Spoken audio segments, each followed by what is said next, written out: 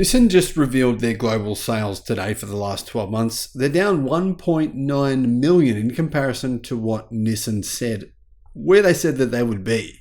Now, the Nissan Leaf used to be a great car, used to be a great electric car. And, Nissan sold well over 500,000 of these. It took Tesla quite a while to catch up, in fact, in terms of actual sales. However, the Nissan Leaf is no longer the great car it once was. And as a result, Nissan have had to discount these cars significantly. They've discounted them big time in America. For quite a while, this has been the cheapest electric car, or was the cheapest electric car in the United States, but a lot of dealerships are discounting them even more. So you can get a Nissan Leaf now for really what I think is not a bad price. There's just too many better options on the market. In particular, that's the case now in Australia, where there's lots of Chinese options. The Tesla Model 3 has been a similar price to the Nissan Leaf for a while now. And which car are you going to choose? The BYD Seal, same thing.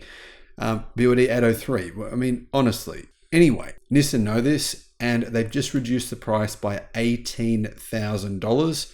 The cheapest Nissan Leaf is now $39,990 drive away here in Australia. And Nissan say this is a temporary discount, but considering Nissan Leaf sales are down 44% over the first 4 months of this year, in other words, the company have only sold just over 100 Leafs this year. Last year, they set a record. They sold 484. Still, that's a pretty bad number considering the fact that EV sales last year were more than double the previous year.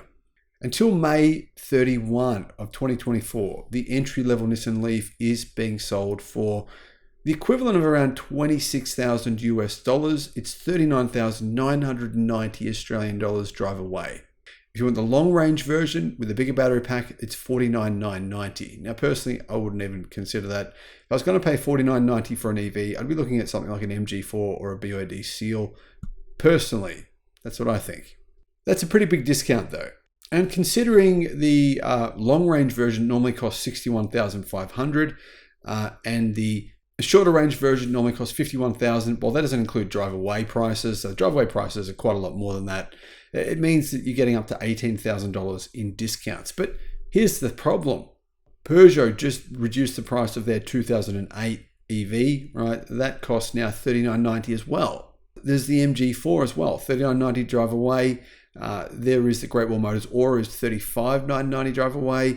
I mean, out of all these vehicles, at $39,990, would you choose the short-range Nissan Leaf or one of those other alternatives? Let me know, guys. I mean, personally, I don't even think of the Nissan Leaf as existing. I kind of forget that it even exists. It's just sort of something you don't even notice. You could walk past one and you don't even notice. But all the other EVs here, I walk past one and I instantly notice. I see a BYD, I go, oh, there's a BYD. I see a Tesla, I still say, oh, there's a Tesla. If I see something like a new Kia EV6, I'm like, oh, there's an EV6. Hyundai Ioniq 5.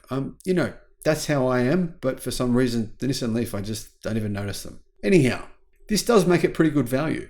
For the first time ever, I can confidently say I do think the Nissan Leaf at these prices is actually good value. The problem is there's just better options that are good value as well.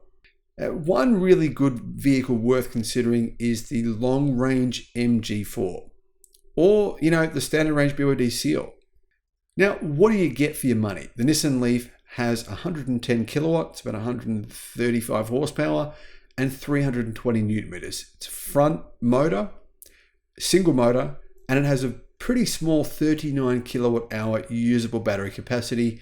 Comes with a extremely short 270 kilometers of WLTP range. So you can see it's just not competitive, even with those other vehicles that are already just $39.90 as their normal non-discounted price.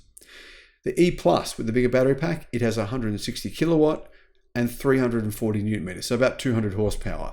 It's got a much bigger battery pack. It's a 59 kilowatt hour size battery, and it has 385 kilometers of range. Now, I would have thought it'd get a little bit more range than that considering the size of the battery, but for whatever reason, the efficiency isn't all that good. The other disadvantage here is that the Nissan Leaf and the Lexus UX300E, they're the only two new EVs you can buy with a shade mode charging plug rather than the widely used CCS2. So yeah, that's not that great. The other problem, Nissan's battery does not have active cooling. That means it's more susceptible to getting driving range variation in hot climates, limits its charging speeds, possible battery degradation could be worse. Yeah, like I said, the Leaf is it's just not a car I can recommend, even at this price at $18,000 discount. What would you buy as an alternative, guys, if you're in the market looking at this segment here? You want to spend around 25 to 30,000 US dollars, so around 40,000, 45,000 Australian dollars. What would you purchase, guys? I'm intrigued to know. Let me know in the comments. Thanks for watching.